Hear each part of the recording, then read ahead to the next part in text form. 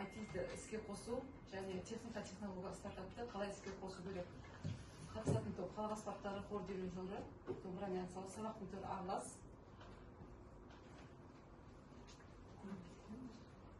Оқушылар, студенттер меңгереді стартап тұжырымдамасын және краудфандинг платформасын қалай жұмыс істейтінін сипаттау, стартап тұжырымдамасын сипаттайды, стартап ұғымын түсінеді, стартаптың мақсаты мен міндеттерін біледі және стартаптың ерекшеліктерін біледі, стартаптың даму белгілерін талдайды, стартап түрлерін ажыратады және кластер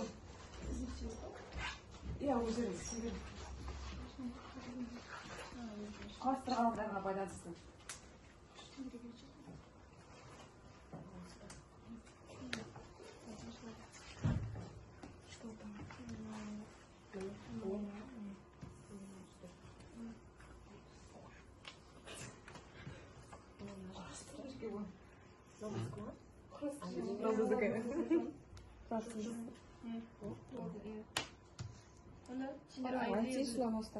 IT стартап, IT бірінші қатарға отыра ғой, стартап та екінші қатарға болсын.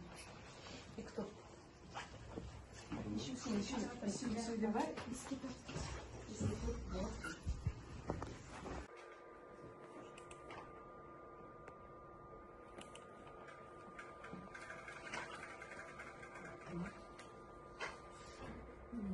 Жауап бере ол.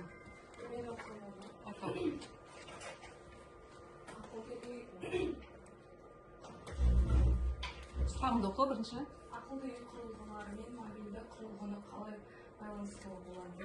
Өзіме жауап берсем, ақылды үй технологиясының тенденциялары заманауи технологияларды пайдалана отырып, үй ортасын автоматтандыру, бақылау және бақылауда әртүрлі инновациялар мен жетістіктерді қамтиды. Оған ақылды үй құрылғылары, қауіпсіздік жүйелері, ақылды энергияны үнемдейтін технологиялар және осы жүйелердің барлығын бір орталықтан басқаруға арналған әртүрлі қолданбалар мен платформалар кіреді. Негізгі мақсаттары пайдаланушылар үшін жайлылықты, қауіпсіздікті және энергия тиімділігін және ыңғайлылығын арттыру. Жақсы, дұрыс. Рахмет. Келесі. Біреуін алып тастаймыз. Енді бір-екеуіне жауап бере қойыңыз. Кім жауап береді? Хаб, Сымбат. Samsung компаниясы мен Яндекс компаниясының не байланыстырады деп ойлайсың? Айнұр, Балнұр. Білесіздер ма? Мен келесіне жауап бере берсем болады ма? Қайсысы? Әлемде көп қолданылатын қосымшаларды білесіздер. Екі сұрақ қалды.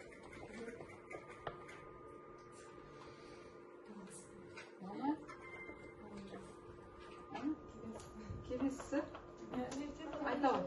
Güzel айтамын. Мобильді қосымшаны әзірлеу үшін қандай бағдарламалық қамтамасыз ету қолданылады дегенде, белгілі бір өзіндік функционалды, белгілі бір затты қамтамасыз етеді. Яғни біз құрайын деп жатқан жаңағы App Store деген сияқты Play Market деген заттардан жазып алу арқылы өзіміздің мобильді қосымшамызды әзірлейміз. Сәндейміз деген сияқты бір сөзбен айтқанда. Пандемия әлемдік экономиканы күйретумен қатар, жұртшылық қажеттілігі мен сұранысын басқа арнаға бұрды. Мәселен, бірнеше жыл бұрын адамдар түрлі мессенджерлерді көбірек қолданса, биыл көптің таңдауы іш пыстырмайтын мобильді қосымшаларға түскен.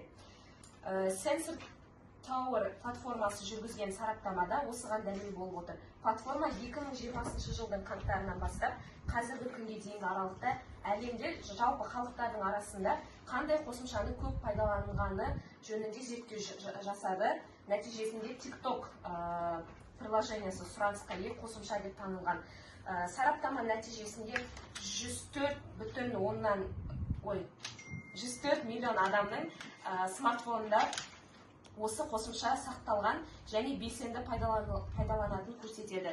Аталған тізім осыған дейін танымал болып келген Instagram және WhatsApp желілерінің белсенділігін жоққа шығармайды. Бұл екі әлеуметтік желіде қолданушылар саны алуан көп адамды құрайды. Мамандар бұл әлеуметтік желілерге балама, яғни екінші түрі табылмайынша әзірге өзектілігі жойылмайтын приложение қатарына жатқызады. Енді келесі жаңа тақырып бойынша кішкене жабысқан желімі бар лентаны ешкім көрген де білген де емес еді. Сондықтан егер спортшыға ұқсас өнімді енді шығаруға тоқталсаңыз, онда бәрі бекер. Өйткені қайталанған жоба стартап болып есептелмейді. Бизнес заңы солай. Стартап жобаның басты мақсаты клиент пен инвесторлар қауымын тарту. Талапқа сай әрбір стартап жоба белгілі бір кезеңдерден өтіп толығы түсірген болуы шарт. Бірінші кезең пресс-сид деп аталады, яғни жобаның басы. Мұнда құрастырушы идея нақты жасақталған әрі толтырасыңдар стартаптың кезеңдерімен. Екінші тапсырма жұпты тап. QR-мен кірген кезде жаңа ана жерде WhatsApp, Twitter тұрады. Солардың знактары бойынша табу керек. Үшінші тапсырма. Біріншісі QR көрінбей тұр ма?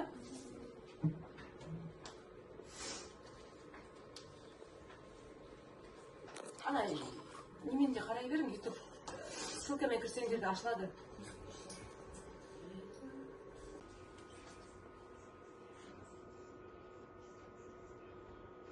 Айны жасап қойдың ба?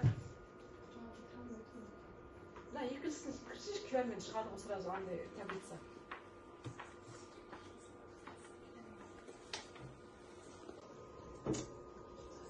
Үшті оқи қойың.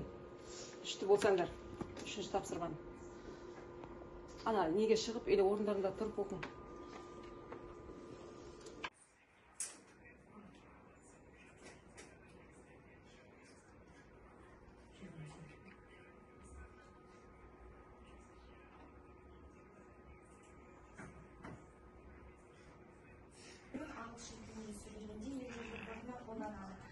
Ал 21-ші ғасырдың бұл термині IT саласында көптеген қолданыла бастап, содан кейін IT стартап пайда болды. Алғаш рет стартап терминін америкалық кәсіпкер Стив Бланк енгізген, және ол өзі әлеуметтік желілерге дейін мұндай табысты стартап құрған. Екіншісі де істедің бе? Екіншісі ести қойың, айта қойың. Ауызша. Бет көрсетіп па қолмен?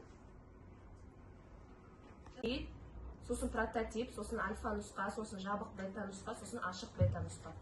Әжелі анықтамалары астарына кейсіңдер. Анықтамалар шықты болсыңдер бі, да?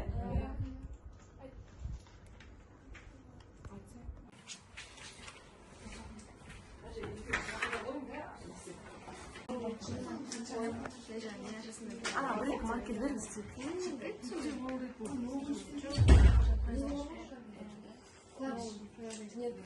Garaj var.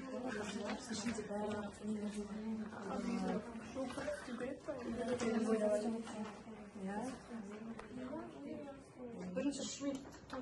Schmidt dedi. Schmidt değil mi? Allah, neyse. Rayısını kalmış masumda. Қайда бар? Оңай ма? Жоқ, еліні.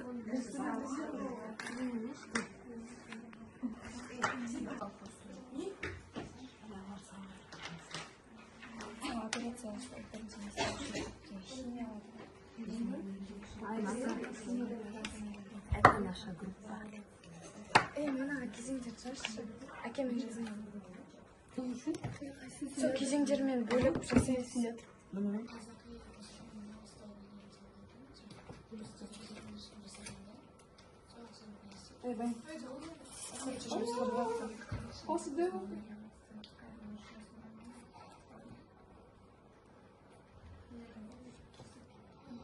Әйтеке болуы.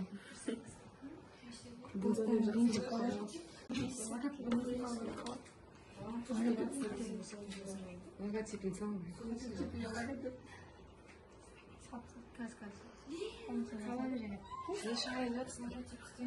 Бірақ үйімде не? Қалай бастап?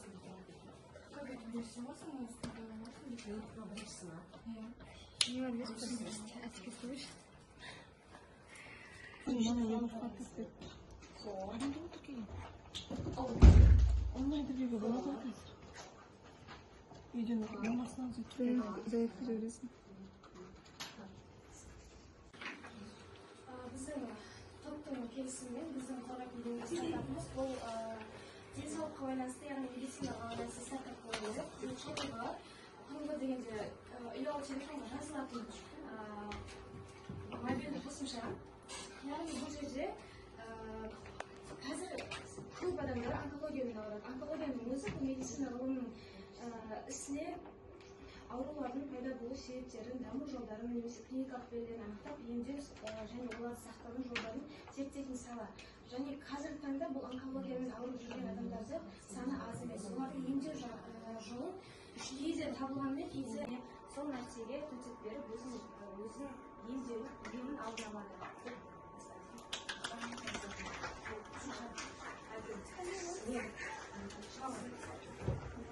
Сіз айтқан стартаптың жүрім кезеңі, чтобы приложение құрғанда осы кезеңмен бәрі болу үшін бүйтіп стикерге жазып қойдық. Және приложениеміздің аты колледж меню, то есть колледждің, осы именно біздің колледждің асханада тегін студенттерге берілетін менюлары тұратын болады. Ата-аналарға дегеніміз for parents деп қойдық, ол ата-аналар үшін деп аударылады қазақшаға. Мына жерде біз приложениенің түрін істеп қойдық, эмблемасын. Приложение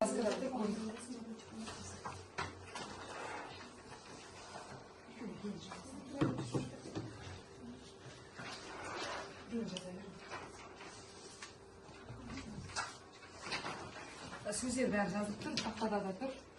Өз ойларыңызды сосын тақтан шықпаған адамдар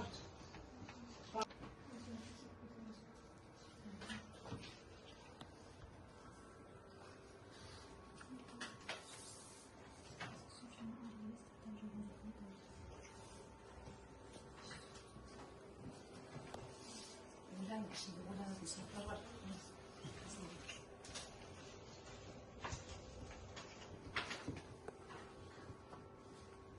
Басына сұрақтарға жауап кетесің бе?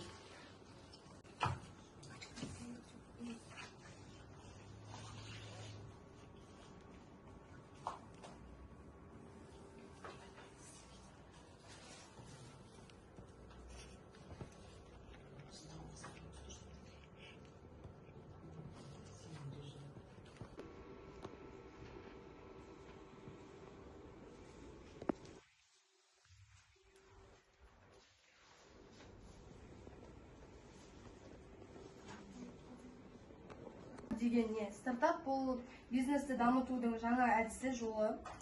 Мысалы, Uber стартапын айтса болады. Uber компаниясы ашылмағанға дейін адамдар таксиді жолда ұстайтын болған. Ал содан кейін қазір бұндайды көру қиын, себебі адамдар онлайн қосымша арқылы таксиді шақырып үйреніп кеткен. Сіз яғни телефондарыңызға арнайы мобильді қосымшаны жүктейсіз де таксиді шақырасыз. Бағасын да алдын ала білуге болады. Және стартаптың түрлерін айтат кететін болсақ, оның 3 түрі бар: көшірме, новаторлық және ал 6-шысы ол ашық бета нұсқасы. Бұл кезеңде стартаптың шығуы жүзеге асырылады. Және де мүмкіндіктер мен қиыншылықтарға жаңағы осы инвестор табуды жатқыза аламын. Ал 4-шісіне Қазақстанның жаңағы стартапына Cerebra, Citix, Дарын онлайн, OneFit жатқыза аламын. Ал осы әлемдік стартаптарға Topcast, Facebook, WhatsApp, Snapchat соларды қылаламын.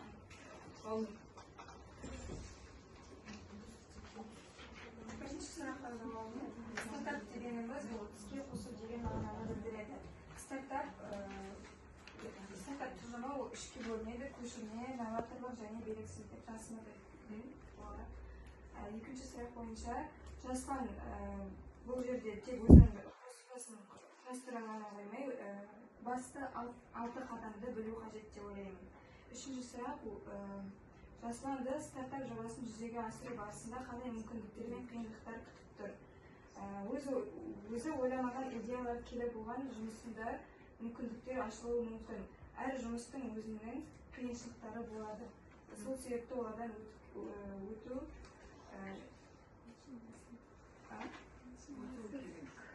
өтүү керек. Әлем боюнча кандай сайтта аякташтырган болса, онда инвестор табымен және оның кошумчасын толуктай алгачкы нускада соңку нускасына дейин зерттеп, ашып беретін мамандармен жұмыс жасау керек. Жасанды күтетін мүмкіндіктер мен қиындықтар бұл жерде қосымшадағы ақаулар, табыс және де өзгелердің ойлары немесе тұтынушылардың көзқарасы деген нәрсе бұл үш период өте құбылмалы, сол үшін екі жақтан да өзіне әсер етуі мүмкін. Ал әлем бойынша сәтті аяқталған стартап бұл Facebook, Қазақстанда бұл Паркур деп білем, және бұл біздің Қазақстандағы стартаптардың тұтынушылары шамамен 33 мың тонна жеткізілумен 1,6 миллион арасында. Бүгінгі тақырып бойынша жаңа сабақты бекіту, дәл инновация. Тыңдағандар 5 сұрақ, соған сәйкес 5 жауап дайындайды. Сабақты қорытындылайсыздар. Сұрақтар қойып, қорытындылап жүрек, жаңа айтылды ғой, мына жерде қалай сабақты аяқтайтындарыңызды. Бекітіп бір-бірін бағалайсыңдар. Жаңағы 5 сөзге қысқартып, ең соңында бір сөзбен ғана түйіндейсіңдер. Соны жасап қойыңыз. Қысқартып. Каждый топтан бір-бірден жазып, бір-бірлеріне оқып қорытындылайсыңдар. Жаңа оқып кеттім ғой, қалай жасайтындар. 5 градусы. Сонда апетик бір сөзін айта қоямыз, олай бізде 5 сөйлем жазасыңдар. Оны қысқартасыңдар. Айтқан кезде басып жазасыңдар ғой, жазасыңдар. Қысқартып, оны есте қойған. Бірінші топ сен сымбаттыңдар. Оқыдың ғой 5 сөйлем, одан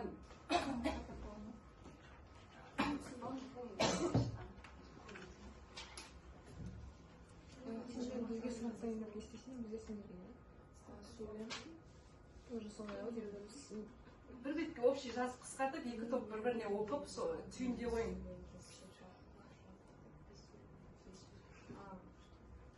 Жаңа оқыдың ғой, мен қалай жасайтындар. Общий жасай салдым бәрі, ұқсас бір-біріне.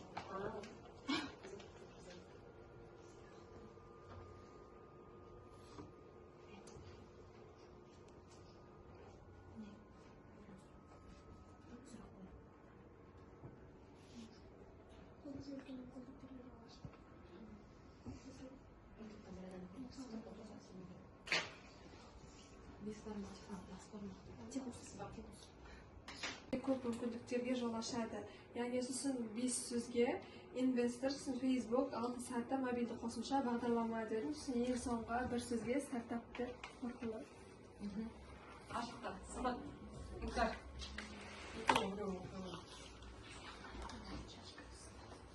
Кезеңдерін түсіне ғана қоймай, сабақ барысында іске кірісіп көрдік. Яғни өзіміз бірігіп, жаңа стартап ойлап таптық. Бұл ерекше болды, және де сабақты түсініп қана емес, сергіп те алдық. 5 сөзге стартап, іс, жұмыс, топ, дамуы, ал бір сөзге жаңалық. Жаңалық. Сымат, үңкар. Мен осы сабақта стартап нешеге бөлінетінін білдім. Идея табудың өзі бір жұмыс және одан кейін де бірнеше кезеңнен өту керек екенін білдім. Және қиыншылықтар мен мүмкіндіктер. 5 сөз. 5 сөзім қайда?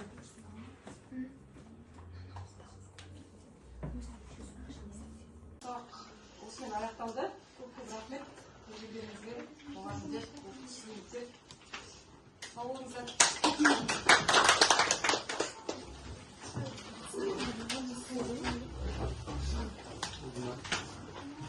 Апай, нәлесің?